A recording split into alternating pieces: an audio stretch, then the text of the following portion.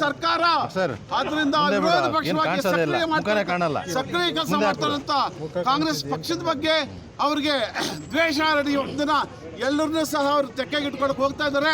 ಇಡೀ ವ್ಯವಸ್ಥೆನ ಅದು ಸಾಧ್ಯನೇ ಇಲ್ಲ. ಮುಂದಿನ ದಿನಗಳಲ್ಲಿ ಕಾಂಗ್ರೆಸ್ ಸರ್ಕಾರ ಅಧಿಕಾರಕ್ಕೆ ಬಂದೇ ಬರ್ತದೆ ಅನ್ನೋ ಭಯದಿಂದ ಅವರು ಇವತ್ತಿನ ಇಡಿನ CBIನ ಮತ್ತು ತನಿಖಾ ಸಂಸ್ಥೆಗಳನ್ನ ಅವ್ರ ಕೈಯಲ್ಲಿಟ್ಕೊಂಡು ಆಟ ಆಡಿಸ್ತಾ ಇದ್ದಾರೆ.